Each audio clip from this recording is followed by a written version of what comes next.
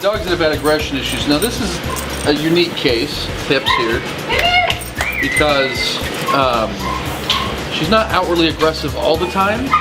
In fact, sometimes she can even like play, but then she'll get aggressive. And so she just came in yesterday, so this is, we're kind of seeing her, like her tolerance. And so you can tell right there. Now the fence is a part of this. So anytime there's a barrier involved, you know, we're not getting a true read on the dog.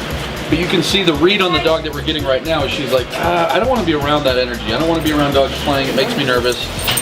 And so what we want to do is say, no, be around it, but don't stress it. And so we're not going to push it too hard. And over these next few days, we'll do obedience and get some structure down, and then we'll bring her in the group some more. There we go. Right now, just the presence of dogs is enough to send her going. And so there's value in saying, no, you can't run away from your fears. And there's value in saying, no, you don't have to face your fears 100% either. And that's kind of what we're doing, is we're saying, no, you can't just run away because you don't like it. But you don't have to like face it unless you want to. Now, she likes this guy for some reason. Doesn't like the lab. Yeah, so she's one that will, there's going to be a little bit of a struggle to find out what her tolerance is and what sets her off and what she can handle and what she can't. And it's neat to see stuff like that. You can see the varying, how her body language varies, and she got a little tense, and she herself chose to leave rather than go forward. That right there is kind of good. You know, I'd rather she goes backwards rather than tries to attack. But at the same time, this is, like I said, we're kind of in evaluation mode with her, figuring out. What are you seeing, Joe? Same thing as you. I see that there are dogs in here we could get her near, and there are dogs that wouldn't be a good idea. Yeah, there's certain dogs come up and she's like, I'm out. And other dogs, look, there's one that looks like you. She's spotted like you.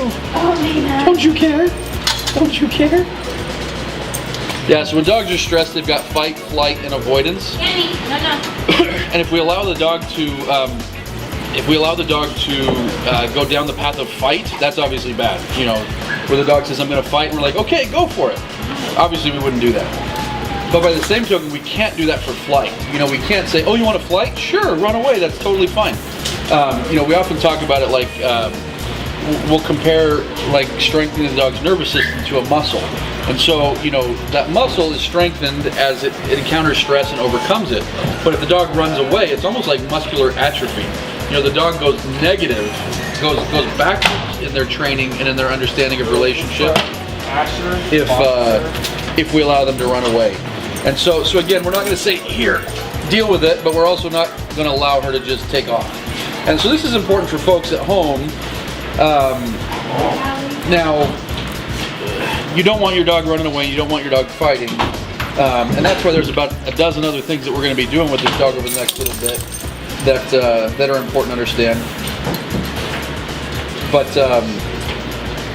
it's important that, like I say, you don't put your dog in too much that they can't handle, but you're also not letting the dog run away. And it's a fine line, and sometimes it takes getting the help of a professional like Joe to figure it out.